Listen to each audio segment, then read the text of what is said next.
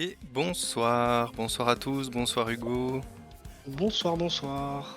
J'espère que tout le monde va bien et que tout le monde est prêt pour une petite séance de travail sur AWS. Et j'espère que ça va être un petit peu plus agréable qu'une séance de travail, on va plutôt dire une séance de découverte. Avec au menu aujourd'hui des choses intéressantes. Hugo, est-ce que tu peux nous en parler? Eh bien, aujourd'hui, on va parler des bases de données, notamment sur AWS et on va aussi aborder, tout l'aspect migration, de migrer d'une base de données locale vers une base de données dans le cloud. C'est vrai que Voilà le programme. c'est un programme intéressant parce que c'est un sujet sur lequel on trouve assez peu de contenu sur le net. C'est-à-dire qu'on va trouver beaucoup d'articles, de tutos, de contributions, on va dire, de gens qui vont parler du service RDS en lui-même. Mais comme on va le voir ce soir, créer une base de données hébergée en mode infrastructure as a service, c'est pas quelque chose de compliqué. Et donc, les connaissances qui sont partagées par les gens, c'est plus de la diffusion que du contenu vraiment intéressant. On va dire que c'est de l'évangélisme, quoi.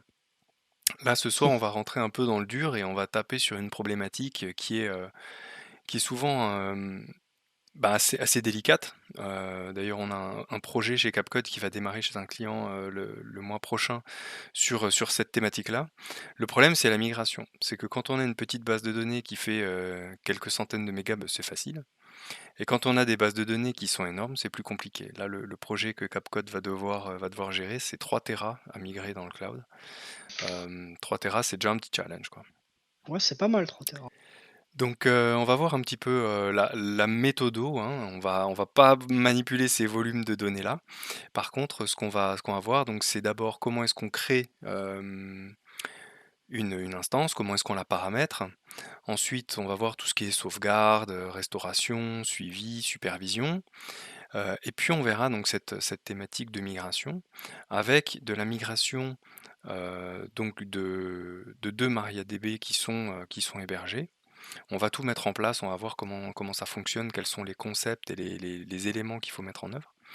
Et on verra donc comment se passe ce transfert de données, sachant que bon, la démo, on va la faire de MariaDB à MariaDB pour rester dans un cas classique, mais je vais aussi montrer les outils qui permettent de migrer d'un serveur à un autre. Donc on va voir comment est-ce qu'on fait. Par exemple, là j'ai préparé l'outil pour faire de la migration d'Oracle vers MariaDB.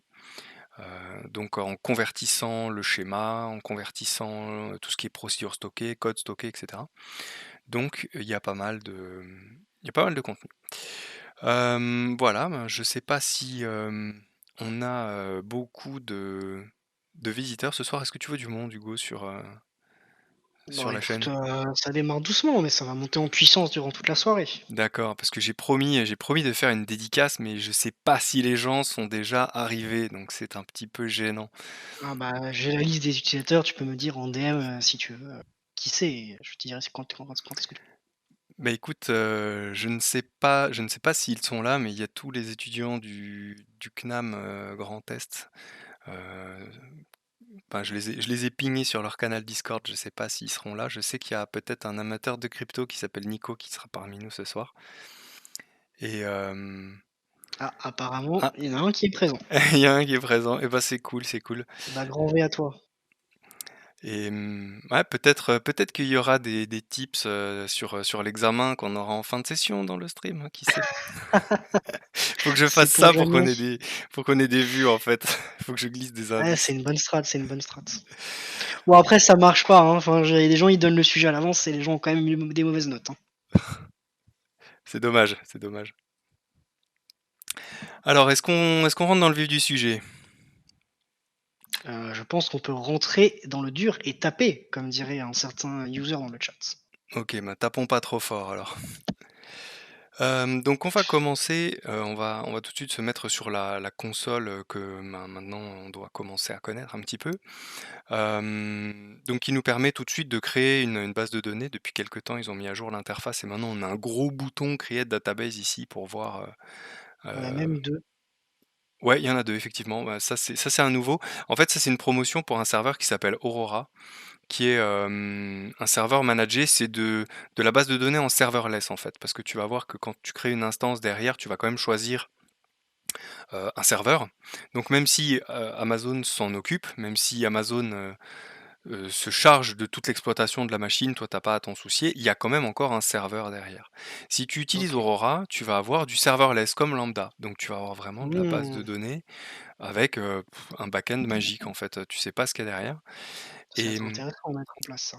bah, c'est sympa, parce que c'est pratique, c'est simple à mettre en œuvre et puis surtout, c'est basé sur MySQL ou Postgres, tu as le choix du moteur et quand tu, utilises l'un ou l'autre, en fait, tu vas travailler sur un moteur optimisé.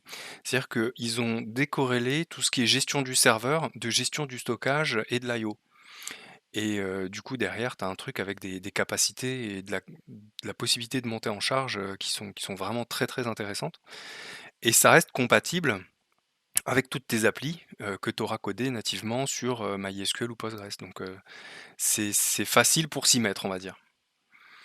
Bon, Ouais. on pourra peut-être en créer une tout à l'heure pour voir ce que ça donne. Moi, je m'en suis pas encore servi d'Aurora, mais tiens, bah, tu sais ce qu'on va faire? On va voir comment ça fonctionne. On va en créer une et on va voir comment ça se passe parce que les options sont quasiment les mêmes, en fait. Donc quand on lance la création d'une nouvelle base de données, on arrive sur un écran qui nous permet de choisir donc tout le paramétrage. Là, il y a quelques petites choses, mais il y a beaucoup d'options, tu vas voir. Mmh. Donc standard create, c'est pour choisir à la main un petit peu tout le paramétrage. Il y a un mode qui s'appelle easy create, qui va, pré-paramétrer un tas de choses. Tu vois, par exemple ici, tu as le choix entre 2 configs, prod et dev, c'est des configs OK. préconfigurés. Tu as une idée du prix, donc 3 de l'heure ou 3 centimes de l'heure en fonction de ce que tu choisis et OK. donc voilà, donc easy create c'est bien, mais t'as pas trop la main sur le paramétrage donc quand tu Ouais, c'est connais un pour les peu, gens qui veulent pas se prendre la tête, quoi. ouais, c'est C'est li voilà, pour monter une base de dev, vite fait, c'est sympa. Par contre, t'as pas la main sur ce que tu fais. Donc on va partir ouais. sur un standard create et on va Bon, créer bah, une au moins on Aurora. a compris. OK. Donc une Aurora, Aurora, c'est un truc Amazon, du coup, c'est rien à voir avec MariaDB. Oui, bah, oui.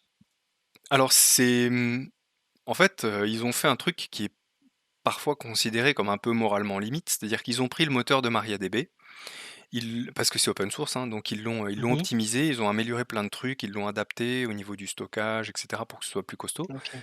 et hem et puis ce qu'ils ont amélioré, ils l'ont gardé, c'est pas open source, tu vois? Donc ça a fait un peu grincer quelques dents OK. Donc et dans l'historique, ça fait MySQL, puis MariaDB, puis Aurora. Si on ouais, sachant que le fork, MariaDB, MySQL, il date d'avant, hein. Il date de l'époque oui, oui. où, Oracle a racheté Sun mais oui, ça fait un peu ça. Sachant que donc Aurora, tu as 2 versions. Tu as une version compatible avec MySQL et tu as une version compatible avec Postgres. OK. Donc derrière, tu peux Ah choisir, oui, ce qui correspond le mieux à tes usages, quoi. OK. Alors partons sur une version MySQL. Là, tu as le choix donc entre une version provisionnée où toi tu choisis ton serveur, donc tu vas pouvoir choisir ta capacité et du coup, tu vas payer le prix, à l'heure un peu comme, une machine virtuelle Mmh. et nous on va essayer le mode serverless. Dans le mode serverless, tu vois, tu as rien à choisir, ça va être élastique. Ça va être complètement élastique, alors qu'en mode provisionné, tu vas devoir choisir derrière une classe d'instance. Ouais, en fait, Heu, serverless, c'est plus dans l'esprit du cloud. voilà, c'est plus dans l'esprit du cloud parce que là, par exemple, tu vas dire: «Ben, moi je veux un serveur, optimisé pour la mémoire ou optimisé pour le CPU». Si tu prends les serveurs optimisés pour la mémoire, là, si tu prends cette version-là, donc les R5, les machines R5, tu peux monter jusqu'à 768 gigas de RAM. Ouais, c'est pas mal. Mais il y a mieux, il y a mieux. Alors attends, si tu veux voir un truc un peu plus impressionnant, il faut sortir d'Aurora. Si on prend par exemple Oracle, donc qui a un moteur beaucoup plus lourd, mais qui a aussi d'autres capacités. Là, tu peux choisir des instances vraiment optimisées. Il y a les instances X, et là, tu peux choisir par exemple une X32, une X1 32X large, tu as 1 téra de RAM Bah, oui, pourquoi pas, écoute. et et 14 gigasecondes, c'est pas mal aussi. Ouais, oui, ça c'est aussi de la bande passante intéressante.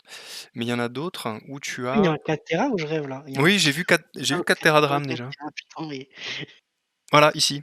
Voilà, si tu prends ça, une X1E, tu as 4 téras de RAM et waouh, 128 vCPU. Donc ça permet de faire ah, quelques petites requêtes, quoi. quelqu'un demande combien ça coûte? Cher, cher. On peut regarder les prix. Tiens, il y a un site sympa, qui s'appelle ec2instance.info où tu as attends, je vais zoomer un peu. Tu as tous les prix des instances EC2 normales et des instances EC2 qui servent à faire fonctionner, RDS. Et si on prend ici, alors la 16X large avec 1 téra de RAM. Ah mince, il y a pas les prix. Zut, c'est dommage. Ah Est-ce qu'on en a une avec 1 téra de RAM?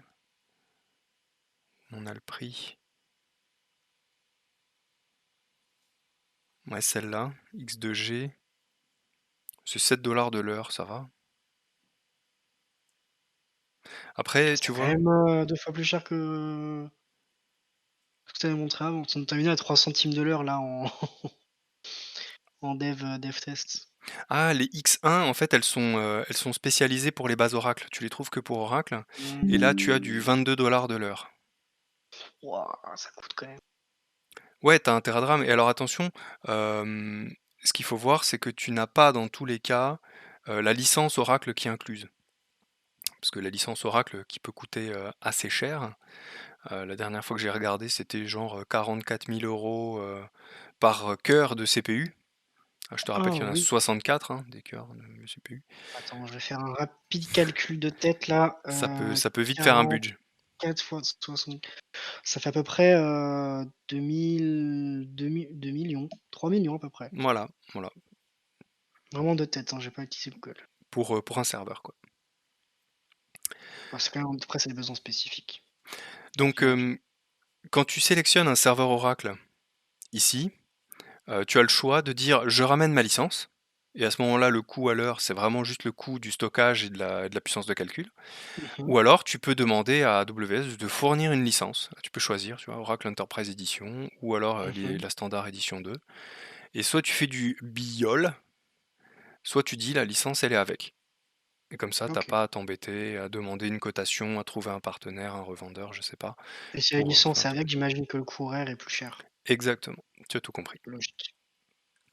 Voilà, maintenant j'ai pas le budget, hein, pour une X1 sur Oracle, donc on va rester sur Aurora, sur du compatible MySQL et tu vas voir que là, quand on choisit le mode serverless, eh bien, il n'y a plus le menu pour choisir la capacité du serveur, Ce qui est logique.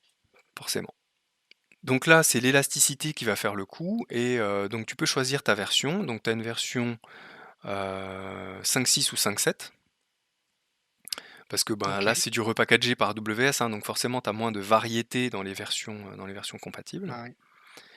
Et puis ensuite, tu rentres direct dans les paramètres, hein, de ton instance. Donc là, on va essayer un petit, on va lui mettre un nom, on va l'appeler, tiens, on va l'appeler CapCode TV, Oh là, quel magnifique nom. hein. On va mettre un petit mot de passe. Qu'est-ce qu'on peut mettre comme mot de passe? On va mettre un mot de passe extrêmement sécurisé. On va mettre un mot de passe. Toto 67.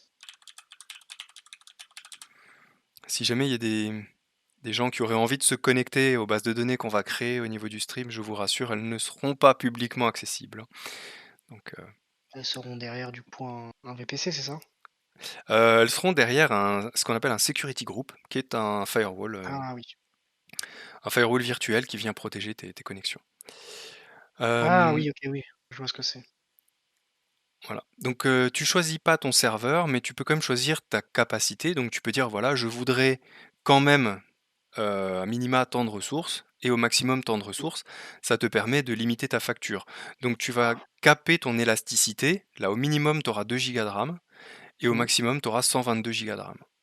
Tu peux pas monter à plus? Si, si tu as les sous, tu peux monter à 500 gigas. OK, oui, c'est pas mal. Ça commence à être sympa. Bon là pour la démo, on va mettre entre un et 2, voilà. Oui, on va pas Hem, s'embêter, ouais. là, tu peux aussi choisir toutes les options de montée en charge. Par exemple, le temps, minimum entre chaque étape, parce que la montée en charge, c'est jamais d'un coup, hein, c'est toujours par petites étapes. Donc là, tu peux définir le timing de tout ça et tu peux lui demander de se mettre à zéro quand ça fait rien. Donc en fait, ta base de données serverless, là, quand elle tourne pas, tu payes pas. Et ça, c'est, un beau levier pour Ça, faire c'est des pas mal, économies. hein. Parce que du coup, la nuit, tu payes pas. Exactement. Alors que sinon, ben, derrière, tu as quand même une instance, EC2, donc tu as quand même une machine virtuelle et donc tu payes en 24/7 et c'est là que les coûts s'accumulent, mine de rien. Parce que c'est pas cher, c'est quelques centimes de l'heure, mais il y a quand même quelques heures dans une année, ce qui fait qu'à la fin, ça fait du budget. Bah, oui, hein. Donc ça, on va le cocher parce que c'est sympa. Après, tu as la connectivité, donc tu peux faire en sorte que ta base de données, elle soit accessible sur ton réseau virtuel. On fera un live sur les VPC, donc tout ce qui est, réseau TCP/IP dans le cloud. Et donc de se connecter à ce VPC là, ça va nous permettre de faire en sorte que, ben, toute l'infra qu'on a dans le cloud sera capable d'accéder à cette base de données. Ensuite, tu peux choisir ton sous-réseau et là, il faut mettre ton firewall, le fameux security group dont on parlait tout à l'heure. Mmh mh. Donc moi, j'en ai un par défaut qui a déjà des règles, donc on va le réutiliser. Et puis tu OK. as de la config additionnelle. Ouais, tu peux activer un point d'API si tu veux qu'elle réponde directement à des requêtes. Et là, il y a des options qui sont importantes. Je comprends pas que ce soit masqué par défaut, parce qu'il y a le chiffrement, par exemple. Tu peux choisir ton Ah chiffrement oui. et faire en sorte que ta DB, elle soit chiffrée. Et du coup, si jamais il y a un piratage chez AWS, imaginons que ça arrive, ben, s'ils volent les données, ben, ils n'auront pas Et tu les sais données. pourquoi c'est additionnel, Jean-Noël? Parce que ça leur coûte des sous. Bah, oui, c'est un point dont on avait déjà parlé quand on avait parlé des buckets S3, l'encryption, enfin pardon, le chiffrement, excusez-moi. Il est désactivé par défaut parce que ça leur permet, d'économiser un peu. Si le chiffrement était activé par défaut partout, même là où c'est pas nécessaire, ben, ça leur coûterait plus cher en ressources, quoi. En plus, je pense que si tu fais une base de données qui est pas chiffrée, le jour où tu vas la passer en chiffré, je pense que tu es bien embêté. On peut en parler, il y a deux-trois méthodes, c'est pas si compliqué que ça. Par contre, il y a une petite interruption de service, OK, donc c'est pas très grave, mais il faut pouvoir arrêter les applications pendant quelques secondes. OK. Ici, tu peux choisir tes paramètres et alors, tu vois, les paramètres, tu vas pas les sélectionner comme ça, un par un. En fait, on va travailler toujours avec ce que l'on appelle des groupes de paramètres. Alors OK. penchons-nous 2 minutes sur ce qu'est un groupe de paramètres. En gros, un groupe de paramètres, c'est ton fichier de config. Normalement, Ouais. quand tu vas configurer une base de données sur ta machine, tu vas dans ton, my.ini, si c'est du MySQL par exemple, et à l'intérieur, tu as tous les paramètres, tu changes les valeurs et tu redémarres ton serveur. Ici, ben, chaque groupe ici que tu as, bah, c'est ton fichier de config et tu peux avoir autant de fichiers de config que tu veux. Par défaut, tu en as un pour Mmh. chaque version. Et là, j'en ai créé un custom. Alors, le custom, tu le crées en dupliquant un des groupes qui sont là par défaut. Tu vois, tu peux faire Après, des. tu as aussi un bouton pour en créer un si besoin, Alors, tu non? peux en créer un, et quand tu en crées un, tu choisis la source en fait. OK, Tu vois, tu dis, bah voilà, c'est un fichier de config, tiens, par exemple, un fichier de config MySQL 8. Voilà, et OK, puis après, tu peux dire de où tu veux le copier. d'accord. Donc c'est ce que j'ai fait tout à l'heure quand j'ai créé celui-là, ce custom group 16. J'ai copié celui-là, le default MariaDB 10.06. Et donc dans ce custom group, ben là tu trouves tes paramètres. Et donc ben, dans le lot, là, il y en a que j'ai changé. Par exemple, il y a le binlog. C'était pas le binlog, c'était le logbin peut-être. Voilà. Là-dedans, il y a des paramètres que j'ai activés pour pouvoir mettre en place de la réplication de serveurs qu'on verra un peu OK, plus tard. Donc ici, tu définis tes paramètres. Si tu veux les changer, bah, tu cliques dessus, tu fais Edit, tu changes la valeur, tu fais Save, et puis tu as customisé tes paramètres, et comme ça, tu peux les OK. changer. Bon, là, faut un peu savoir ce que tu fais quand même. Bah, il faut savoir effectivement ce que tu fais. Mais bon, c'est bien parce que tu vois, tu pourrais t'imaginer, ok, la base, elle est dans le cloud, du coup, j'ai la main sur rien, je peux rien gérer. En fait, c'est pas vrai. Tu peux Ah oui, tu peux complètement pas choisir. vraiment tout gérer, ouais. Bah, Voilà. encore heureux. Donc une fois que tu as sélectionné, donc l'idée c'est de d'abord se faire le fichier de config qui va bien. Et quand ton fichier de config il est prêt, tu peux passer à la création de ton instance et puis là tu choisis tes paramètres. OK. Après, on a les sauvegardes. Les sauvegardes, elles sont, automatiques, donc tu peux dire quel historique tu veux garder. Alors cet historique-là, il est intéressant, c'est pas juste, si je mets par exemple, 3 jours, c'est pas juste je garde 3 jours d'historique de données et si le backup a lieu tous les soirs à minuit, si je restaure, je vais restaurer les données telles qu'elles étaient hier soir à minuit. En fait, tu peux revenir à n'importe quel moment dans le passé, jusqu'à max 3 jours. Mmh et Donc ça se base du coup sur les archive logs, c'est ça? exactement. Sur les logs, que tu vas avoir au niveau du serveur, ce qui fait que même si tu fais une sauvegarde toutes les nuits, les logs binaires et les archive logs sont activés et du coup, tu peux restaurer ta DB à n'importe quel moment dans le passé. Ouais, Donc, c'est bien ça. si tu as un batch, qui vient te mettre, de la bouse dans tes données, ben, tu peux revenir en arrière et restaurer ta base telle qu'elle était juste avant que tu le déclenches, par exemple. C'est Donc vraiment sympa ça. Donc là, tu peux choisir ta rétention et ensuite le backup, il est automatique, hein. Il va être fait toutes les nuits dans une fenêtre de maintenance que tu vas définir. Par exemple, si tu sais qu'entre minuit et 3 heures du mat, t'as pas trop d'utilisateurs, tu vas définir ça et les backups, ils vont se déclencher automatiquement. Ici, tu as une petite option aussi qui évite de cliquer avec ses gros doigts sur le bouton delete sans faire gaffe. Tu ne peux pas supprimer une instance qui est en delete protection si jamais t'as pas été décoché l'option auparavant. Donc ça évite les OK. suppressions accidentelles. Par exemple, les suppressions accidentelles de, clusters de tests, Docker. Voilà, De gens qui cliquent partout. Bref, voilà, on connaît. avec Ah, leurs gros doigts. Voilà, donc on a l'instance ici qui est en cours de création. Donc, elle est en status creating. Pendant ce temps-là, on peut se faire une petite musique d'attente ou, tu sais, en mode fallait, ascenseur. fallait boire un peu d'eau, se faire un café. Faire un LOL en attendant. On pourrait faire un LOL. C'est vrai que, tu vas voir, ça prend quand même quelques minutes, hein. C'est pas instantané. Moi, tout au début, quand j'ai commencé à travailler sur le cloud, je me suis dit: «Ouah, ça doit être génial, tout doit être hyper rapide. Quand tu crées une base de données ou une instance en 10 secondes, elle est là». Non, non. Clairement, faut patienter un peu, heu, donc faut pas être trop pressé. En attendant, on peut aller voir un petit peu, les backups, parce que je dois avoir un peu Ah d'historique oui. de sauvegarde. Donc tu as plusieurs bon, bases de données dans l'environnement là.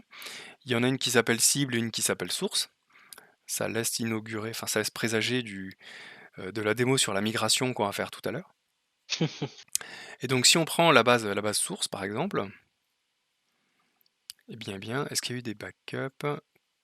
Ouais, tu vois, il y a eu un backup qui a été fait ici. Donc les Mmh. sauvegardes qui sont faites, elles sont faites sous forme de snapshot. Donc ça veut dire que c'est une copie, c'est une photo de tes données au moment où le backup se déclenche. Ouais. Et donc, il y en a un qui est fait automatiquement après la création de l'ADB, donc c'est le cas de celui-là, il a été fait immédiatement.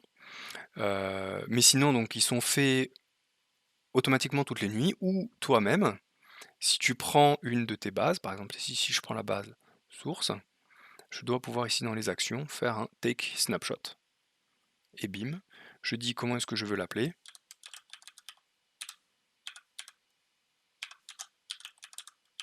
Tu lui donnes un petit nom pour le retrouver plus tard. Ah OK, À côté j'ai pas droit au underscore, j'ai pas droit au tiret. mais rien. Ah mais Et non, elle puis est je te arrêtée, l'instance. ah, c'est pour ça. Et oui, tu ne peux pas sauvegarder une instance qui est arrêtée, mais je vais la démarrer, tiens. Action. Ça va aussi prendre du temps ça, non? Ou pas? Le démarrage, ouais, ça prend quelques secondes. OK, ça va pas sur l'heure de la minute. Donc ici, on est toujours en creating. Donc source, reboot, confirme. Ah, ok, alors c'est pas reboot, pourquoi j'ai pas start?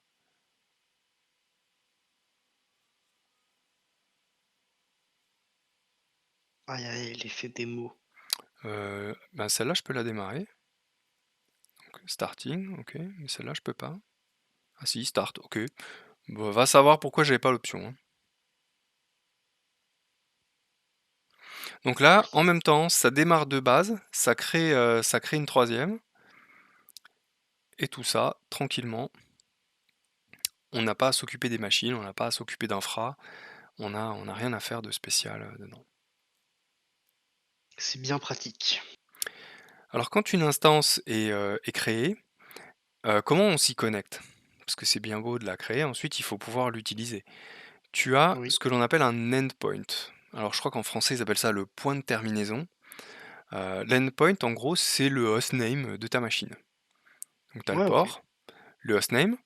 Tout à l'heure à la création, on a choisi des identifiants, admin et donc avec un outil de connexion tout à fait classique, eh bien, on va pouvoir se connecter. Là, moi j'utilise, ID SQL, on va pouvoir se connecter au DB. Alors on va attendre qu'elle soit démarrée et on va voir ce que ça donne.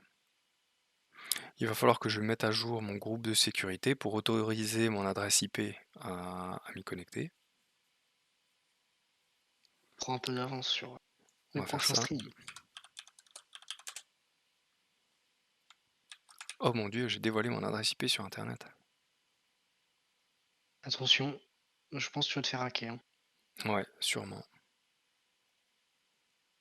Je l'ai pris dans le chat, merci de cliquer.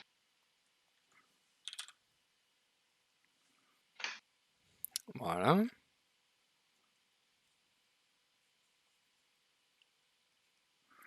Donc, en termes de connexion, on doit être bon. Là, tu peux revoir la configuration. Donc, tu vois ton serveur, la quantité de CPU, de RAM, le moteur, la version, les paramètres que tu as choisis, le type de stockage. Oh mon Dieu, on n'a pas activé le chiffrement. Ça, c'est Ouais. gratuit le chiffrement, hein, donc là, nous, c'est de la Il est démo, vraiment on sale, s'en par moque, contre, mais vraiment des sous. faut le mettre en place, hein, c'est indispensable. Si jamais on a oublié le master username, parce que ça, du coup, bah, c'est en gros une sorte de super admin, hein, dans la DB. Mmh. Et donc, avec tout ça, on peut retrouver tout sauf le mot de passe en fait, hein. Si tu as perdu le mot de passe, la Oui. DB, ben, tu Il y en a pas une recrées une et tu technique, restaures un snapshot, quoi. pas une technique si tu zip le snapshot, Ah quelque chose si, comme ça? à partir d'un snapshot, tu peux restaurer un serveur, ouais. Tu peux restaurer un serveur, donc Ouais. même si tu as perdu le mot de passe, tu peux reprendre le dernier backup et tu recrées une nouvelle DB avec le snapshot, comme source de données. Donc tout n'est pas perdu. Non. Ici, tu as la période de maintenance et les backups. Donc tu vois que, il y a la période de maintenance qui va démarrer. OK, il y en a pas de Pas prévu. configuré. Mais bon, il va le faire tout seul, tu vois? Parce que c'est, backup automatique activé. Donc il va choisir une période de maintenance. Le backup window, il commence à 21h42 et donc à partir de cette heure-là, il va se permettre de faire une sauvegarde. Là, on voit les snapshots qui ont été faits, donc ça, c'est mes derniers backups et il y a un truc intéressant, tu vois ça? Ouais. Et ben, ça, c'est sympa parce que ça te fait tes mises à jour de version mineure automatiquement. Ah! C'est Ça pas veut mal dire ça, que, effectivement. voilà, dès qu'il y a des patchs de sécurité qui sortent, dès que tu as une version mineure qui sort, eh bien l'upgrade se fera automatiquement toujours dans cette fenêtre de maintenance. Ce qui t'évite parce que les versions mineures, on sait qu'il y a pas de breaking change dedans, c'est que du bug fix Mmh. et du coup, les upgrades sont activés comme ça, bah, en gros, tes migrations, elles sont faites pour toi automatiquement et tu as que les versions majeures à gérer. Et du coup, par contre, les majeurs, c'est à toi de les gérer, oui, du coup, avec comme on a vu avant là, avec Ouais, ton truc de config. ouais, parce que les versions majeures, elles te font carrément changer le moteur. Bah oui, Et si tu changes le moteur, ben, tu repars sur une nouvelle DB en fait. Donc quand tu vas migrer, tu vas créer une nouvelle DB avec la nouvelle version, le nouveau moteur, et puis tu vas transférer tes données, soit en restaurant un snapshot, tu fais un backup et tu OK, restaures, soit en utilisant les mécanismes de synchro dont on va parler tout à l'heure. OK, d'accord, Alors, notre Aurora Serverless est prête, les autres elles sont toujours parfait. en starting, donc on peut aller jeter un œil à Aurora. Donc là tu as ton endpoint qui s'appelle CapCode TV machin. On peut essayer de s'y connecter, tiens, j'ai jamais Tu peux essayé. juste revenir en arrière sur, l'écran où tu la liste? J'avais une question. Vas-y, dis-moi. Attends, j'ai un peu de délai sur le stream du coup. Mais dans le unit, tu avais, la size. Dans les cibles et sources, tu as tes 2 micros et dans le CapCut TV, tu as 2 capacity units. C'est-à-dire que cibles et sources, elles étaient pas en serverless, c'est ça? Exactement. Ça veut dire que ça, OK. tu vois, c'est du MariaDB Mmh. et MariaDB, c'est pas du serverless. Derrière, tu vas avoir une instance que tu choisis. OK. Alors que, quand tu es en serverless, ben, tu choisis uniquement la capacité de ton serveur et pas une machine fixe, quoi. Ah oui, en plus, j'ai même pas vu, c'est écrit, serverless. Oui. OK, merci. Alors essayons de se connecter à cette instance Aurora. Donc je mets mon nom d'hôte. Ici, c'était admin.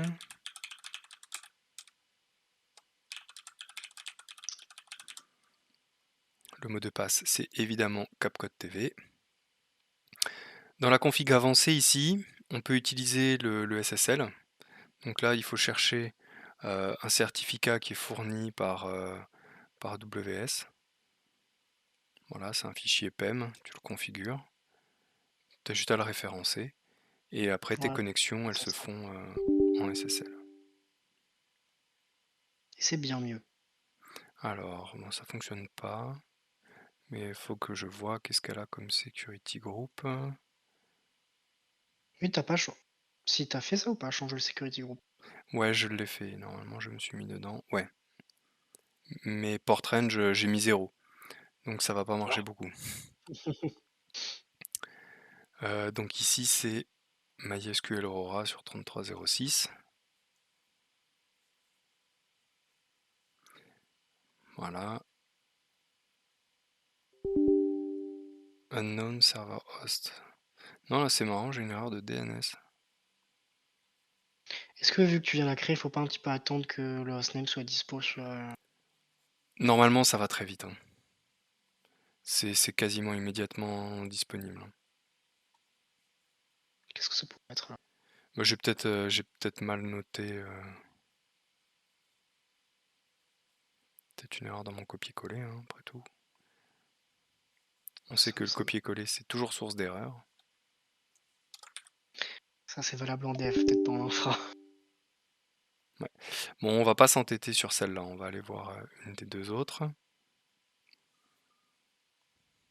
Elles sont bientôt prêtes, là c'est en train de mettre en place le monitoring.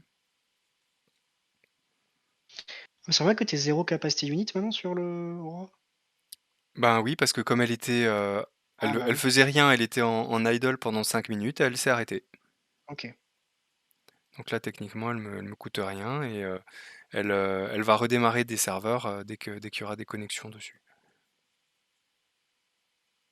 ça marche. De toute façon après derrière, que ce soit une instance ou une serverless, pour toi ça change rien donc Oui, oui c'est clair, ça pour un moment s'utilise ça sert à rien. exactement de la même manière.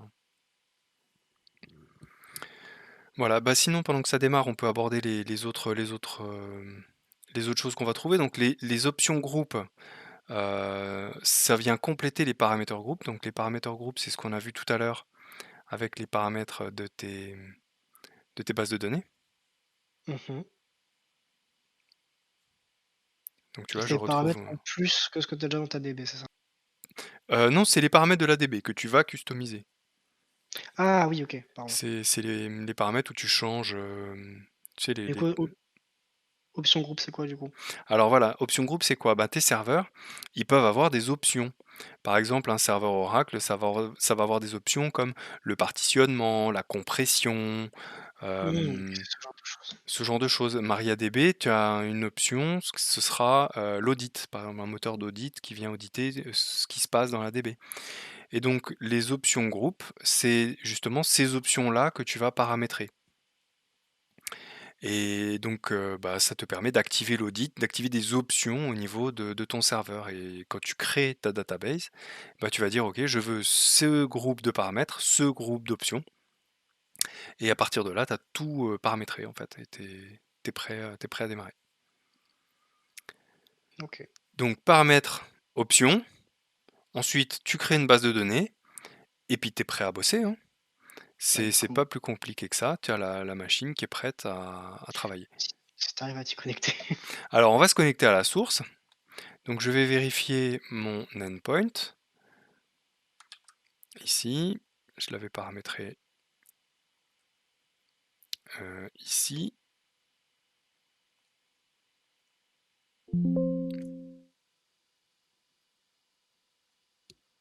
Et voilà, je suis connecté à ma DB. Tu vois, elle s'appelle source. Et à l'intérieur, j'ai un certain nombre de schémas. Donc, tu as les schémas par défaut, hein, 6, performance schema, information schema, etc. Et puis ici, j'ai créé une base de données avec quelques tables à l'intérieur. Mmh. Donc, dedans, tu trouves, voilà, tu as des clients, des employés, des bureaux, des Classique. commandes, des paiements, voilà, Tu tout tout à fait à fait. la main ou tu as trouvé un truc en ligne qui te génère, ah oui, je pense à des exemples, d'exercices. Ouais, ouais, ouais. Ça, c'est une base de données d'exemples dont tu trouves le script, hein. Mmh. Tiens, le script est là et tu peux l'exécuter tout simplement, hein. Aucun rapport avec le contrôle, des gens du CNAM, du coup, pour l'instant. Aucun rapport avec le... Non, non, non, effectivement. J'ai failli utiliser le modèle de données que je prévois pour l'examen, parce que l'examen, on va le faire sur une plateforme cloud AWS, en fait. On va faire un examen en Mmh. live, enfin, avec Internet, avec les PC, connectés directement sur une DB dans le cloud avec un modèle qu'ils ne connaissent pas et des requêtes SQL à écrire sur ce modèle qu'ils ne connaissent pas. Mais ce sera pas Ah, celui-là, je suis désolé pour eux. ça aurait été marrant. Les gens assis dans le stream auraient pu avoir eu un avantage. Donc là, je suis connecté, tu vois, j'ai ma DB classique modèle, on a vu que j'ai des données à l'intérieur. On va se connecter à l'autre instance que l'on a, la cible, et on va aller voir ce qui se trouve à l'intérieur. Donc je vais ouvrir un deuxième ID SQL sur la cible. Voilà, il est ici.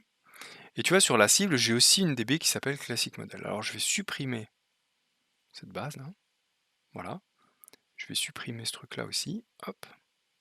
Et maintenant, j'ai une base qui est vide. Donc j'ai la cible ici qui est vide et la source où j'ai toujours ma base de données Classic Models et des tables. On est d'accord? On est d'accord. Parfait. Alors ce qu'on va faire maintenant, c'est utiliser les outils de migration pour passer ce schéma-là, Classic Models, avec toutes les Merci. tables et toutes les données, Mmh. dans la cible. Ouais. En gros, je veux migrer tout ce que j'ai de Classic Models de la source vers la cible. Alors AWS a tout prévu, parce qu'évidemment c'est leur intérêt, hein, de t'accueillir au sein de leur cloud, donc tu Bah as plein oui. d'outils pour transférer tes DB dans le cloud. Là, on va faire une migration de cloud à cloud, mais tu peux tout à fait faire un transfert de données locales vers une DB dans Oui, le bah, cloud. c'est pareil, en fait. Voilà, Enfin, le mécanisme va être le même. Et tu vas pouvoir même aussi prendre une DB qui est dans Azure et la migrer vers AWS, enfin peu importe en fait. c'est comme tu veux, tout fonctionne. Voilà, tant que la DB elle est accessible, soit directement, soit via un VPN, tu peux monter ton mécanisme. Alors comment est-ce que ça marche? Eh bien, il te faut un certain nombre d'éléments. Il te faut, on va aller dans le Database Migration Service. Voilà, il y a tout un service dédié qui s'appelle le Data Migration Service. Et tu vas devoir travailler avec un certain nombre d'éléments. Tu vas travailler avec une instance de réplication qui se connecte à des endpoints avec un Mmh mh. certificat pour la sécurité. Et tu vas OK. créer des tâches de migration. Donc le premier truc à créer, ça va être les endpoints. Un endpoint, c'est quoi? Ben, c'est tout simplement une notion qui représente ta DB. Tu vois, par exemple, ici j'ai créé déjà un peu à l'avance pour pas que ça prenne trop de temps, Mmh. un endpoint cible. Cet endpoint cible, il pointe vers ma base cible. J'ai créé un OK. endpoint source qui C'est pas pointe. forcément le même que celui qu'on avait vu dans la DB directement. euh, En fait, l'endpoint, c'est un truc qui est vachement flexible. Regarde, si j'en crée un autre, tu peux dire donc c'est une source ou une destination. Soit Mmh. c'est déjà une instance RDS et du coup tu as juste à la choisir. Ouais, OK, c'est Mais pour logique. voilà, j'aurais pu faire ça, hein. Mais pour montrer un peu, Tu pu faire comme si c'était une DB à toi que tu aurais dans ton data center, par exemple. OK, d'accord. J'ai fait la config à la main. Donc ici, tu vas lui donner un nom. CapCut TV. Mmh. Tu choisis le moteur que c'est, ben, je sais que je vais devoir me connecter à une base MariaDB. Et là, tu as le choix, soit les identifiants, tu les as enregistrés dans AWS Secrets Manager, qui te Mmh. permet de partager des identifiants sans les dévoiler, soit tu dis, bah, je mets les infos à la main, et là, tu mets le nom de ton serveur. Donc, dans le nom de ton serveur, tu vas mettre ben, l'endpoint qu'on avait ici. OK, qu'on a oui, d'accord. Tu vois, tu reprends ça, On avait dans le truc de la DB, ouais. exactement. Donc, tu mets le nom de ta machine, le port, username, le mot de passe, et là, tu as quelques paramètres que tu peux dire, que tu peux rajouter. Donc je veux que ce soit paramétré en mode wizard et pas avec le fichier JSON directement.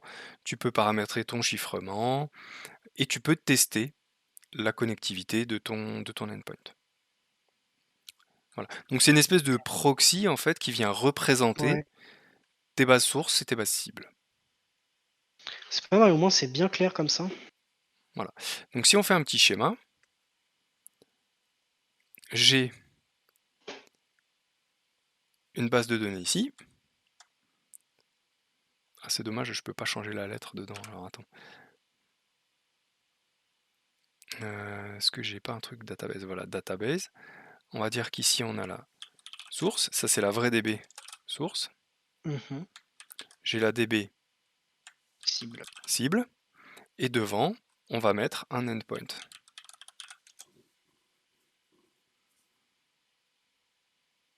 Voilà, un endpoint qui va représenter la source, et un endpoint qui va représenter la cible. Très bien. Bon, on a créé des représentations de nos bases sources et cibles, mais on sait quand même pas ce qui se trouve au milieu et comment est-ce qu'on va faire Oui. la réplication concrètement.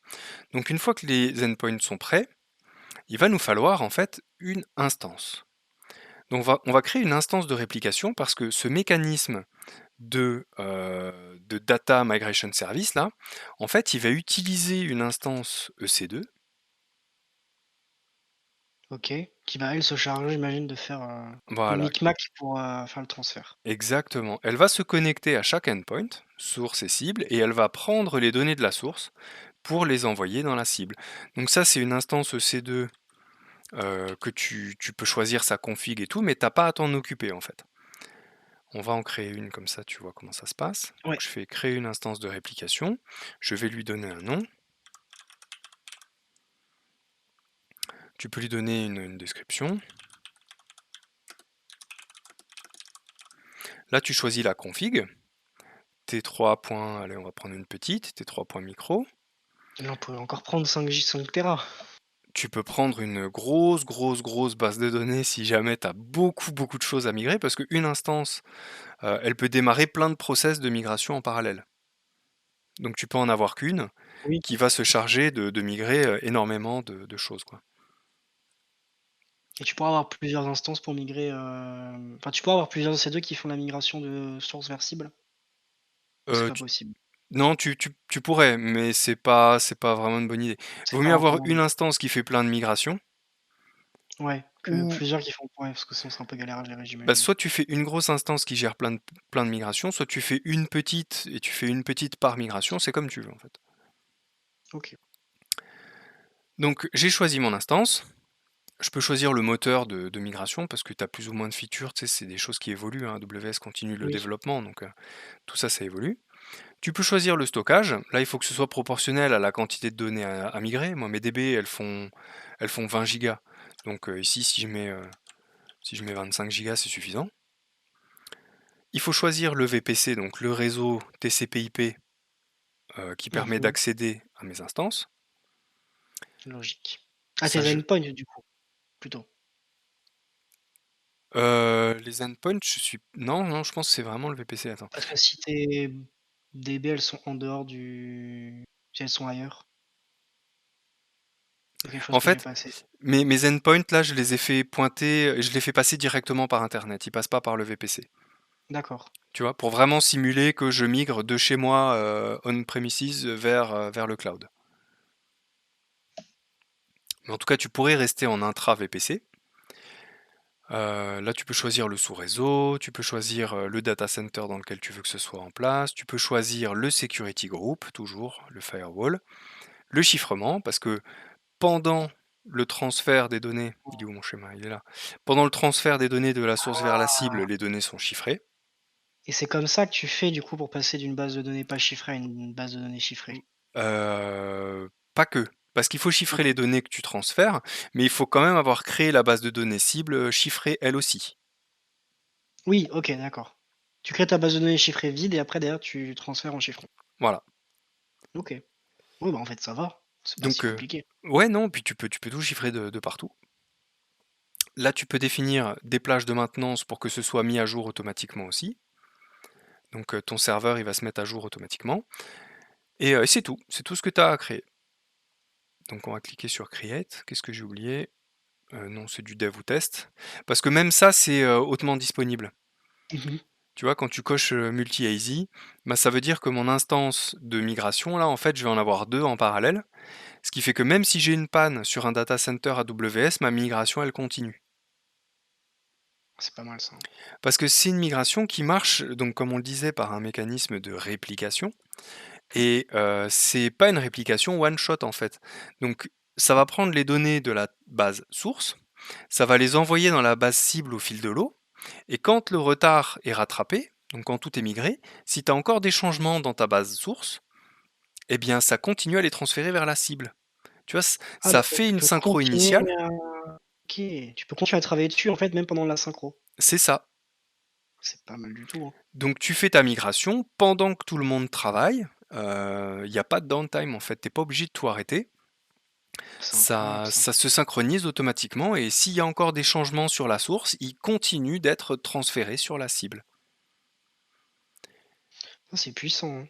Jusqu'à ce que tu aies basculé en fait et quand tu as Ouais. basculé, à ce moment-là, tu peux arrêter la base source, tu coupes la synchro et puis tu as terminé. Donc C'est en pendant vrai, tu peux lancer ça un matin à 9 heures et le soir avant de partir, tu coupes et puis voilà, quoi. voilà, alors ça dépend de la taille de ta DB, hein, parce qu'une Oui. DB de 3 téra, si ça se trouve, utiliser cette méthodologie-là, ça va prendre 3 mois, hein, pour tout migrer. Mais non, tu prends le truc à 14 gigasecondes et avec 4 téras de RAM et c'est bon. Ouais, mais si tu migres une base de données qui a chez toi, est-ce que toi tu ça comme connectivité? Ah, fallait faire les bons choix dès le début, Jean-Noël, Ah hein. oui, c'est ça. Il fallait avoir des moyens, monsieur. Alors pendant que ça se crée, on va paramétrer le reste, il y a encore 2 petites choses à paramétrer. Bon là, on a configuré des connexions sécurisées, donc il faut avoir importé le certificat. C'est le Ouais. même que celui que j'ai utilisé dans IDSQL, hein. Je sais pas pourquoi ils l'ont pas pré-paramétré. Ça viendra sûrement dans une prochaine version, hein, que les certificats AWS soient automatiquement listés et mis à jour là-dedans. Et donc, j'ai mes certificats pour la connectivité, j'ai mes endpoints pour représenter mes instances, enfin mes serveurs, j'ai mon instance de réplication pour faire le travail, il ne manque plus qu'une tâche de migration. Et Qui est dans du la coup le EC2. qui du coup est pardon? Qui du coup est le l'EC2 que tu mis sur le schéma avant, c'est ça? Ça c'est l'instance de réplication. OK. Mais Ah et la tâche, l'instance, c'est ce qui vient OK. voilà, l'instance c'est juste un serveur, c'est pas la description du travail qu'il faut faire. La description du travail, on va la paramétrer dans la tâche. Donc on va OK. créer une tâche. Et donc on va dire, ben, c'est ma migration, tâche de migration, voilà. Là, tu choisis l'instance de réplication, on va prendre celle qu'on a créée. Zut, elle n'est pas encore créée, il va falloir que je patiente. Tu choisis l'instance que tu veux utiliser, tu choisis l'endpoint source, tu choisis l'endpoint cible, et là tu dis ce OK. que tu veux faire. Je veux migrer les données uniquement, ou je veux migrer les données et répliquer tout ce qui vient après, ou alors je veux OK. faire que de la réplication. Donc là tu peux OK, donc tu choisir. pourrais avoir un truc qui tourne en permanence, c'est juste qu'il réplique, c'est ça? Ouais, OK. C'est pas mal ça. c'est Ça pas te fait mal une du tout. espèce de backup, en temps réel, Bah si tu veux faire, bah, il y a moins cher, hein. tu veux doublonner tes bases de données, ça peut arriver ça aussi, je pense. Tu peux faire beaucoup plus efficace, hein. Tu peux faire un snapshot d'une instance et en créer une autre à partir d'un snapshot, hein. Faire des clones de bases de données, c'est 3 clics, hein. Oui. Ah mais là, c'est automatique et tout le temps, quoi. Il y a la réplication, c'est clair. Si tu veux garder des clones synchrones, c'est une solution que tu peux utiliser, ouais. Alors je sais pas, il y a des cas, tu sais, où tu veux, tu ta base de prod où bah, tu fais ton quotidien et sur ton réplica, tu fais, je sais pas, tous les travails de stats, les trucs, lourds, mais vu que c'est le réplica, tu t'en fiches, quoi. Ouais, alors, mais là aussi, il y a une option qui est moins chère. Tu peux faire ça avec des réplicas en lecture. Si je prends par D'accord. exemple ma base de données ici, cible, imaginons que je veux la sécuriser. Tu vois, je peux activer l'option Multi Availability Zone pour en avoir plusieurs copies en parallèle. En gros, ça me monte un cluster. Mmh. Et quand tu montes un cluster, tu peux demander à ce que les copies de secours soient accessibles en lecture. Comme ça, tu as OK une et base du de coup, tu peux données, travailler dessus. voilà. Tu as une DB qui fait tout ce qui est read-write, et tu as une DB qui fait. Et tu as toutes les autres en fait qui font les lectures uniquement. Et du coup, c'est moins cher que d'utiliser Et bah, oui, ce clairement. service-là. Donc, mon instance de réplication a été créée, donc je peux la choisir. Je choisis mon endpoint source, je choisis mon endpoint cible, je dis que je veux migrer et répliquer les données. Et là, tu peux choisir, ok, qu'est-ce qui se passe sur la cible si j'ai déjà les données? Tu les drops, tu les vides, ou tu fais rien. Mmh. Nous, on va les dropper. Quand la C'est quoi la différence entre, dropper et vider? dropper, tu détruis la table. Trunket, Ah tu OK, gardes et la vider, structure, tu mais tu la vides. OK. Trunket, c'est comme un gros delete, sauf que Ouais, ça purge aussi l'espace de stockage alloué pour la table. d'accord. Quand c'est terminé, qu'est-ce que tu fais? Ben, tu continues les synchros ou pas. Mmh. Donc tu as le choix. Les lobes, c'est les données binaires dans les colonnes. Là, tu peux dire, ok, tu les prends pas, parce que les lobes, ça peut être très volumineux. Un lobe dans une colonne, ça peut faire, je crois, j'ai plus 4 ou 16 gigas. Donc tu vois, Ça représente quoi? C'est genre des métadatas sur ta colonne? Non, c'est des données binaires. C'est si tu veux, dans une colonne, stocker des images, des PDF, des choses comme ça. Ah oui, OK. Oui, OK. Et ça peut être gros. Du coup, les lobes, en général, c'est un peu délicat à manipuler. Et là, tu peux dire: «OK, ben, en mode limité, je prends que ceux qui font, maximum 32 kilos».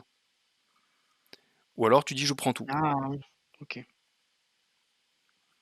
Voilà. Ensuite, tu peux demander à ce que les données après la migration, elles soient validées, donc il va recomparer ligne à ligne qu'il a bien tout migré. Tu peux activer les OK. logs pour avoir une vue dans CloudWatch. J'imagine que c'est désactivé par défaut parce que ça coûte des sous. Oui.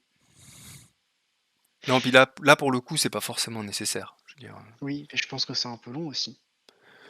c'est ça rajoute un peu, mais c'est pas trop grave. Et puis ensuite, voilà, tu peux dire, ben, quel type de sévérité tu veux avoir. Tu vois, quand tu actives CloudWatch, tu peux donner différents niveaux de sévérité, sur les différents événements qui vont se produire.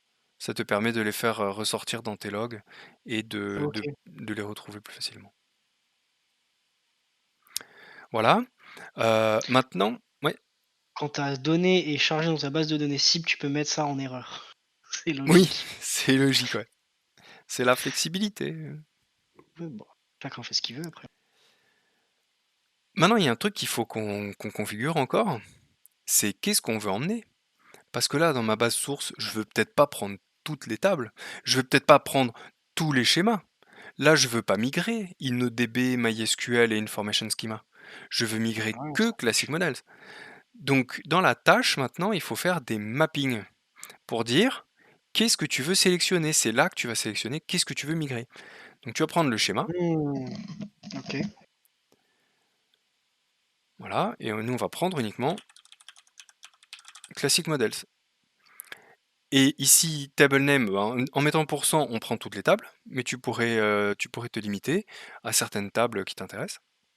Et tu les sépares comment, si tu en mettre plusieurs? Tu mets des points-virgules, un truc? Non, il faut mettre plusieurs règles. D'accord, OK. Il faut mettre Ah plusieurs oui, tu règles. peux en ajouter plusieurs, OK, j'avais pas Voilà. vu. Tu peux en ajouter plusieurs et tu peux mettre des règles pour inclure, tu peux mettre des règles pour exclure. Donc tu pourrais dire: «Je prends tout» Mmh. et puis ensuite tu rajoutes une nouvelle règle qui dit: «Sauf ça». Oui, si tu veux prendre les 15 tables sauf une, ouais, heureusement que tu peux faire ça. Voilà. OK. Et après tu peux encore faire des transformations. Donc tu peux rajouter des règles de transformation pour dire, ben, en fait, mon schéma qui s'appelle classique modèle Tu veux le rename ou autre chose. exactement, Ah, tu veux même rename des tables et des colonnes. Ah ouais, c'est complètement. vraiment, hein. Alors ici c'est un peu casse-pied parce que toutes les transformations, faut toutes les saisir une par une et cetera. Après, tu pas Mais tu trop peux le tout faire. choix, hein. Bah, tu pourrais faire un gros fichier JSON, Oui, aussi, hein. qui fait tout et tu copies-colles ton fichier JSON là-dedans et puis tout est paramétré. Mais il y a un autre outil dont on reparlera ici qui s'appelle le Schema Conversion Tool qui est capable de faire ça aussi et ça permet d'être un peu plus efficace.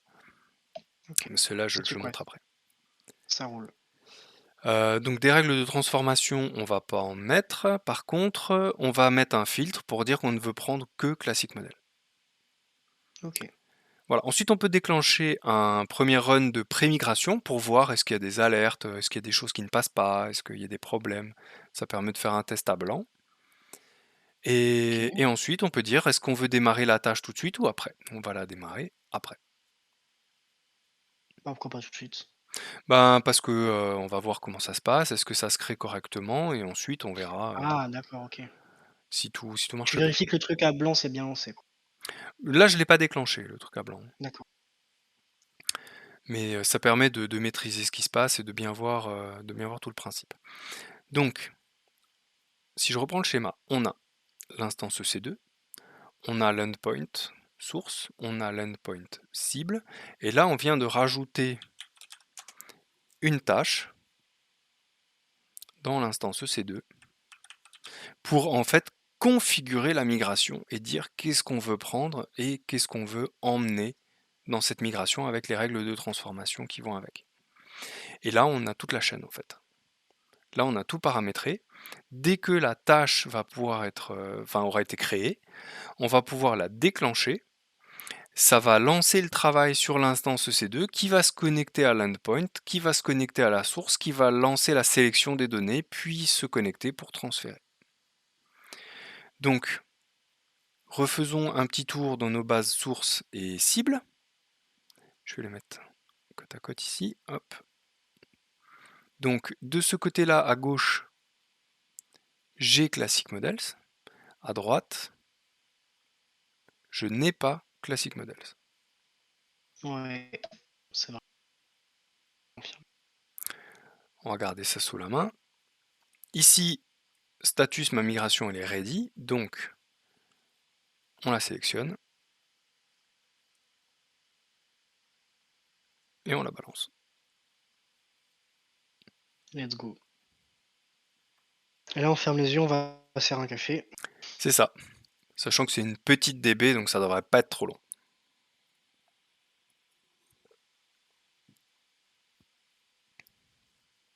Ah, c'est bien, t'as un pourcentage de où il en est. C'est J'ai pas encore intéressant. évalué la fiabilité. Au pif. Euh, Bah, je pense que regarde combien de gigas ça fait et à combien il a transféré, un truc comme ça, hein. Tu vois, il a déjà créé la DB ici. Classic Models. Est-ce qu'il y a déjà les données dedans? Il y a déjà les tables, mais il n'y a pas encore les données. Tu vois, elles font toutes 16 kilobits, alors qu'ici, Je pense que c'est le premier truc qu'il fait, créer le schéma, hein. exactement. Bah oui, parce que si t'as pas de schéma, tu ne peux pas recevoir les données cibles. Compliqué.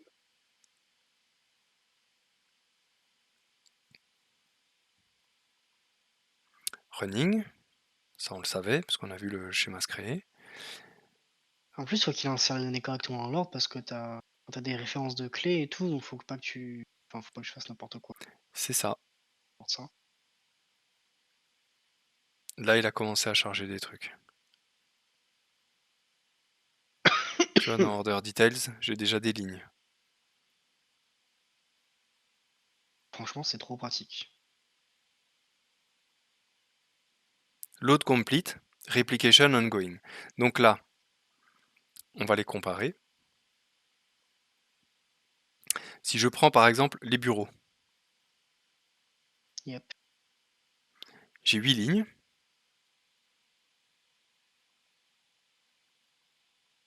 dans la cible et j'ai 8 lignes dans la source. Si je rajoute un bureau de plus, on va mettre le bureau numéro 9, il est ce qu'on dans peut une l'appeler. ville qui s'appelle, tu veux le mettre où? Ah, j'aimerais bien le mettre à Scranton et l'appeler Dunder Mifflin. Ce serait incroyable. Alors comment ça s'écrit Scranton? Scranton. A-M ou A-N? Ah, N, pardon. N comme Scranton, Nicolas. ok. On va mettre un numéro de téléphone très fiable. Et on va le mettre au 12. Oui, oui, je sais, j'ai pas fini. 12 rue Dunder Mifflin. Country, ça c'est aux États-Unis, j'imagine. Exactement. As-tu le code postal? 6700. Allez, go for 6700. Et territoire, on va mettre USA. Ok, la ligne est ajoutée. Je fais un commit. Je vais à droite. Rafraîchir. J'ai Scranton. Franchement, c'est incroyable. C'est trop bien. Et donc, dès qu'on va faire des changements dans les tables, par exemple, si j'enlève Strasbourg, Ah oui, bah, en fait, il détecte toutes les requêtes SQL qui partent, quoi. Bon, c'est trop stylé, en fait. Enfin, j'ai plus Strasbourg. Et en fait, tout ce qui se passe sur une base, c'est envoyé sur l'autre. qu'est-ce qui se passe si on fait la même chose en inversant cible et source maintenant? Est-ce que ça fait une boucle infinie de répétition? c'est, ce serait un bon truc à tester. Et tu pourrais devenir l'homme qui a fait exploser le cloud AWS. Oh putain, c'est une super idée. Le truc, le plus gros cloud de la planète, 3 fois plus gros que son Ça, mais premier ça, compétiteur, tu le fais tomber. mais Bravo. attends, ça va coûter des sous, en fait, je pense, surtout. Ça me fait penser à un épisode des Simpsons où Bart il fait une boucle avec un micro et un haut-parleur et il détruit la ville. Ah, ça doit Voilà. être horrible. Ça fait pas juste un Larsen, ça, d'ailleurs? Normalement si, mais là c'était un tel larcène que ça détruisait la ville. Donc là, si on regarde le dashboard du Migration Service, tu vois le nombre de tâches que tu as actives, tu Mmh. vois ce qui est en train de se passer, le nombre d'erreurs, etc. Tu as une vue globale en fait de ce qui est en train de ce qui est en train de se passer. Et tes deux instances, elles sont maintenues synchrones jusqu'à ce que tu n'en aies plus besoin. Voilà, jusqu'à ce que ta C'est migration franchement puissant. soit terminée. Quand ta migration est terminée, tu stops ta tâche. Et c'est ta responsabilité à toi, après, de faire en sorte que, bah, il y ait plus rien, C'est ta plus de responsabilité à changement. toi, exactement, de faire en sorte que... Bah, après, si tu t'es planté pour faire stop, tu t'en refais une et tu dis que tu veux juste, insérer les données en trop, quoi. Ah, complètement. Et là maintenant, si je remets Strasbourg dans la source,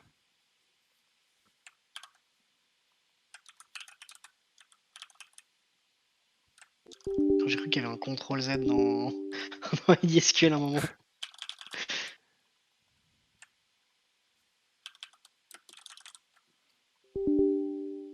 alors il faut encore mettre country, le code postal, et ils en ont mis des clés primaires. Enfin des clés primaires, des clés... il y a des OK. contraintes dans tous les sens. Ah bah, j'espère que ce sera pas le schéma utilisé à l'examen au CNAM, hein. Non, je peux le dire, ça n'est pas le cas. Je vais essayer à chaque fois de trouver lequel c'est. Voilà, tu vois, j'ai rajouté Strasbourg. Et si je fais Et il y a refresh pas ici, il n'y a pas. alors une question de Carbone14, qui me demande si ça fonctionne avec 2 types de bases de données différentes. Par exemple, migrer du SQL vers du Mongo ou l'inverse. Alors effectivement, ça fonctionne avec des bases de données qui sont hétérogènes. Là, j'avoue que pour faire une démo en live, j'étais pas très confort avec faire des choses à faire trop le grand écart entre 2 bases de données, différentes. Mais, tu peux effectivement utiliser des sources et des cibles, qui n'ont rien à voir. Je crois qu'il y a une doc qui te décrit ça, parce que tout n'est pas compatible non plus. Tout n'est pas compatible là. Si tu prends, voilà, en termes de sources, tu as Oracle, SQL Server, MySQL, Postgres, Mongo, SAPDB, IBM DB2, Azure SQL, Google Cloud pour MySQL. Et, À la et, limite, tu peux et... mettre le lien dans le chat, Jean-Noël, je pense que ça peut être intéressant. Ouais. Alors il y a les sources et puis après il y a la même liste de contraintes pour les destinations. Après, tu as Sachant les plus connus au final. il y a les plus connus, ouais. Il y a les plus connus, sachant qu'ils continuent d'en rajouter, au fil du temps, hein. Ils continuent de développer tout ça mais ça pose des challenges ça. Parce que, tu vois, dans les cibles, par exemple, il y a plus de choses. Dans les cibles, tu as du Data Warehouse Redshift, tu as du DynamoDB, de l'Elasticache, du DocumentDB, c'est l'équivalent de Mongo, tu as du Neptune, c'est de la base de données GraphQL, tu as de l'Apache Kafka. Tu vois, il y a beaucoup, beaucoup de variétés en source et en destination et du coup, quand tu as une, une base de données, source qui est Oracle et tu dois aller vers une MySQL, c'est compliqué parce que les types de données sont pas les mêmes, hem, tous les objets ne sont pas supportés, il y a plein de choses qui sont incompatibles, en fait. Donc pour te permettre de tout préparer et d'utiliser quand même le DMS, tu vas devoir utiliser un outil supplémentaire. Le DMS, il migre les données. Il migre pas les structures, donc les tables, les procédures, le code stocké, tout ça, ça n'existe pas dans DMS. Quand tu regardes notre tâche de migration, tu sélectionnes les tables que tu veux migrer. Point. Si tu veux aller plus loin, il va falloir utiliser un outil supplémentaire. Cet outil, je l'ai ici, il s'appelle le Schema Conversion Tool. On va ouvrir un projet d'exemple. C'est un projet d'exemple que j'ai configuré avec une base Oracle en source et une MariaDB en destination. Et j'ai fait exprès de prendre une base Oracle avec des trucs bien lourds et bien incompatibles avec du MariaDB. Voilà. Donc j'ai pris un serveur qui s'appelle source et là tu vois tous les schémas. J'en ai quelques-uns, c'est une grosse DB ça, hein. Et parmi tous ces schémas, là, tu vas cocher ceux que tu veux transférer, ceux que tu veux inclure dans le périmètre de ta migration. Donc là, j'en ai sélectionné un qui s'appelle CS Control. Dans ce schéma CS Control, il va tout te lister. Tu as les tables, tu as les vues, les packages, les procédures, les fonctions, les types, les séquences, il y a tout ce que tu trouves côté Oracle.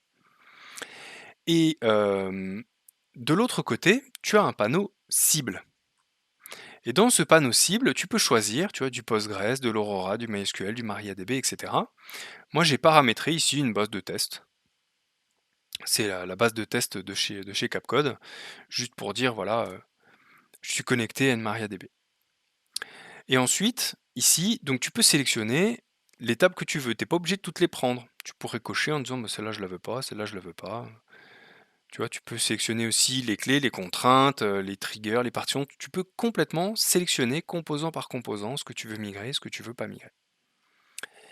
Et donc là, il arrive à tout migrer. Tu vois, j'ai pas de petit point d'exclamation rouge. Donc sur les tables, lui, il est pas inquiet. Là, l'outil de migration, il me dit ça va bien se passer. Par contre, sur les procédures et les fonctions, il m'a sorti du point d'exclamation là.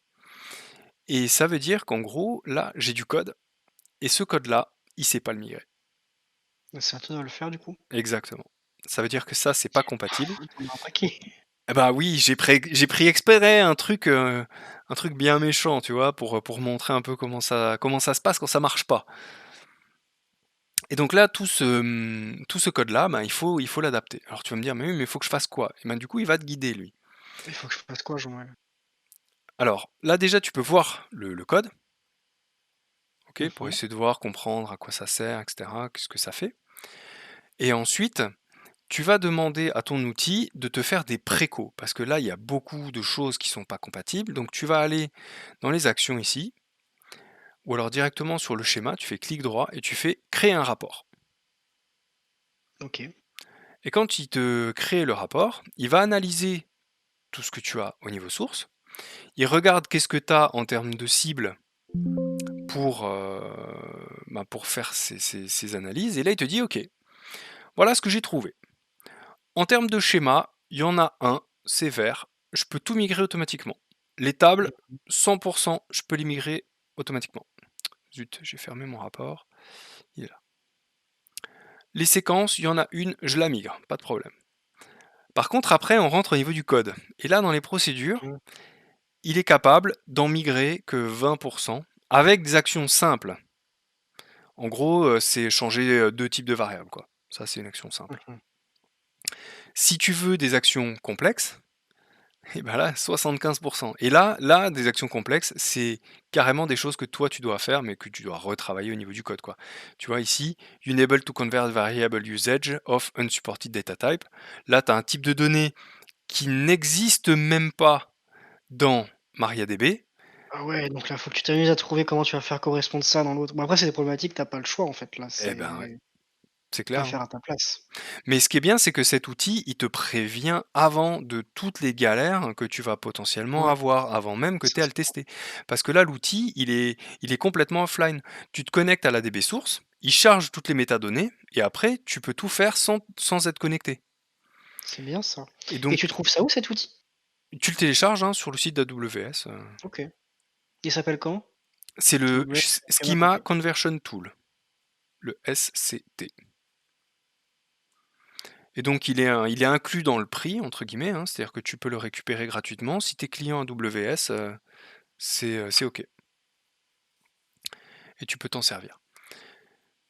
Et donc voilà, il te dit: «Ben, j'ai trouvé tel problème». Il te dit où il l'a trouvé, tu peux cliquer dessus et il te montre carrément l'endroit du code où il y a le problème, quoi. Donc tu peux faire toute ton analyse pré-migration pour voir, où est où sont les soucis en fait et te préparer. Alors on va décocher les procédures pour se sortir de ce guêpier. On va dire qu'on veut transférer que les données. On va décocher les fonctions aussi. Si maintenant je refais mon rapport, Non, tu auras tout à 100 et aucun problème. normalement tout est vert. Oui, Let's go! let's go. Et quand tout est vert, ça veut dire que si t'es chaud, tu peux faire clic droit, compte verte, hein. Et General JSON du coup que tu peux importer dans le truc qu'on avait avant? Ou il te Pas fait du la tout. conversion, non d'accord. En fait, je vais te montrer ce qu'il génère. Mais d'abord, il manque un truc qu'on a fait tout à l'heure et qu'on n'a pas fait là. Peut-être De que cible? les mappings, peut-être que CS Control, je veux le renommer. Peut-être que les tables, je veux les Ah, renommer. Donc dans les ah, actions ici, tu peux aller créer des mappings. Et tu as une vue ici qui s'appelle la Mapping View, dans laquelle tu vois toutes tes règles. Donc là, déjà, en haut, tu as les mappings de serveur, donc tu as ta source et ta cible. Et ensuite, en dessous, tu peux créer tes règles. Et là, j'ai rajouté des transformations.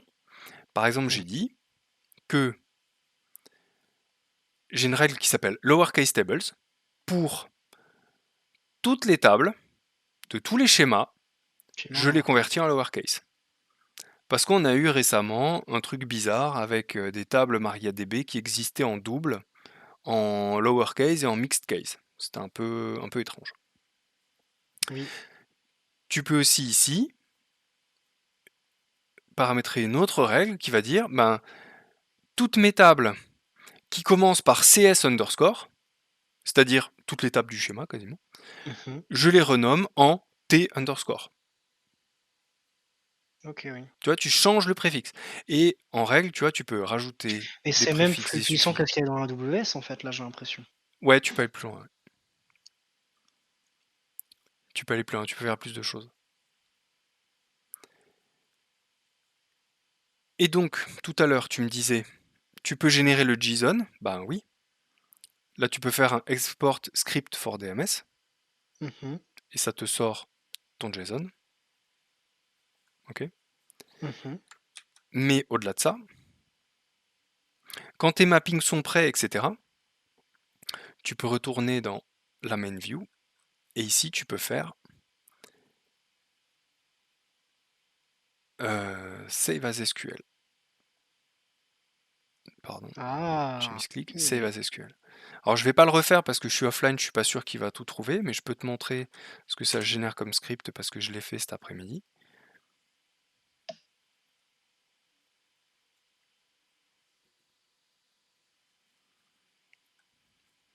Voilà, il te fait le script. Alors d'abord, tu as un script de drop, hein, comme ça le script SQL, tu peux le relancer 10 fois de suite.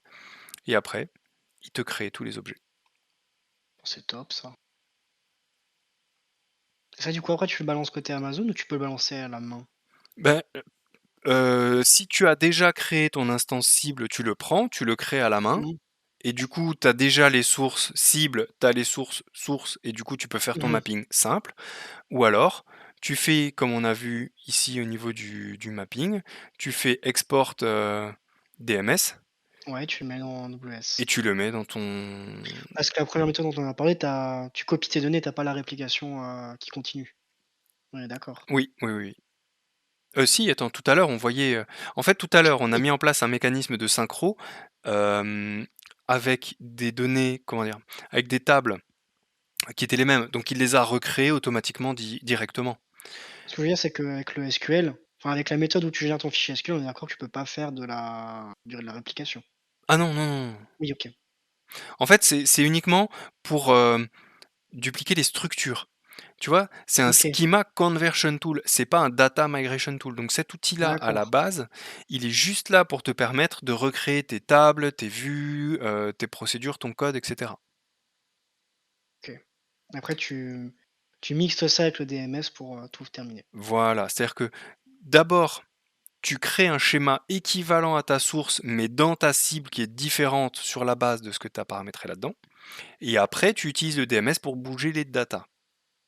OK, c'est complémentaire, en fait. C'est complémentaire. C'est deux outils qui sont complémentaires. Et si tu fais pas de la migration hétérogène, tu n'as pas besoin de ce Schema Conversion Tool. Oui, c'est logique.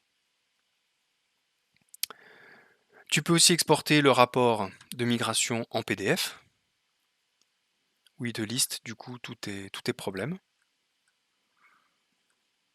Et ça c'est bien, il y a j'ai des clients où Ils aiment bien ça. ça c'est bien, ouais. Parce que tu vas voir le chef, tu lui dis oula oula oula oula oula, ça va être compliqué. Tu lui sors le rapport, tu dis ouf, 75% de travail compliqué. Et là, il va dire oula, oui, oh, c'est compliqué.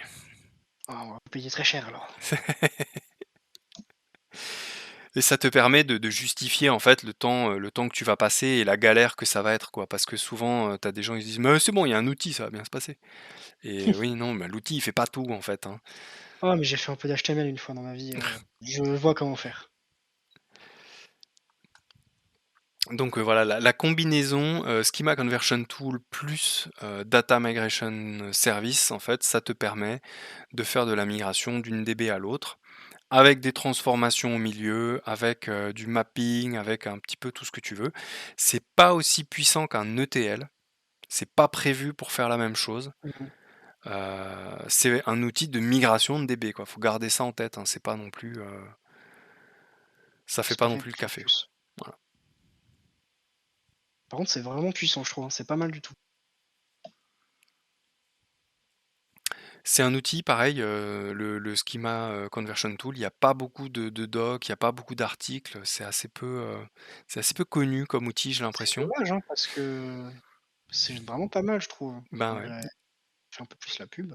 Bah, c'est pour ça que je suis fier d'en parler sur CapCode TV parce que finalement on est un peu les premiers Ah à là là. aborder ce sujet-là, j'ai l'impression. D'ailleurs, je vais en parler, aux quelques personnes que je connais sur AWS. Je vais essayer de faire chez AWS, de faire un peu la promo de nos streams là. Je vais essayer de nous inscrire dans un programme qui s'appelle les Community Builders, ce qui nous Mmh. permettrait d'être reconnus par AWS, d'avoir aussi un peu de pub de leur part et puis surtout des crédits, Ah, les des fameux sous. crédits. Des sous pour aller faire plus et pour pouvoir continuer à explorer un petit peu toutes les possibilités qui s'offrent à nous dans cet écosystème. Est-ce que les crédits AWS, c'est pas une forme de crypto? Non, mais il y a un spot. Il y a un spot. Peut-être que, chez AWS un jour, en forme de paiement, ils accepteront le DERO? Peut-être. Ouais, c'est une private joke, pour quelqu'un qui est peut-être encore sur le stream, j'espère, c'est pas sûr. Si c'était Six, je ne le vois plus. Très bien, bah, j'espère qu'on ne l'a pas trop saoulé. En tout cas, bah, là, on a fait le tour des sujets que je souhaitais montrer. Est-ce que tu as trouvé que c'était clair, Hugo? J'ai trouvé que c'était clair et personnellement, c'est vrai que c'est le stream qui m'a le plus plu depuis le début parce que j'y connaissais rien et j'ai appris vraiment beaucoup de choses. Je me suis revu 2 ans en arrière en cours en fait, Jean-Noël. C'est vrai? Ouais, un peu plus impliqué, c'était d'autant plus intéressant. Très bien, bah, écoute, je suis content que ça t'ait plu. J'espère que ça aura plu à notre audience également. Si jamais vous avez des questions, n'hésitez pas à nous faire un petit mail à notre adresse, tv@capcode.eu. N'oubliez pas aussi que vous pouvez retrouver toutes nos vidéos en replay sur notre chaîne YouTube Capcode TV. Et puis, vous aurez rendez-vous la semaine prochaine avec, Laurent et Marvin pour, parler de thématiques de développement. Est-ce que tu as eu l'ordre du jour, toi, de la prochaine session, Hugo? Absolument pas, je suis pas persuadé qu'il l'ait également. Eh bien, écoute, on tâchera de publier ça sur nos différents réseaux sociaux pour que ça soit un petit peu diffusé en amont. Mais en tout cas, moi, je sais que ce sera un sujet intéressant et dans lequel, on aura du détail et de la qualité. Parfait, Eh bien, merci à tous on peut leur faire confiance. pour votre participation. Je vous souhaite une excellente fin de soirée. J'espère que ça vous a plu. N'hésitez pas à nous faire du feedback, des retours. On est preneurs. Si vous avez des idées de thématiques aussi, ce sera toujours sympa. Portez-vous Ouais, bien et à bientôt. À bientôt, Hugo. à bientôt, à la prochaine fois. Ciao, ciao. Ciao, ciao.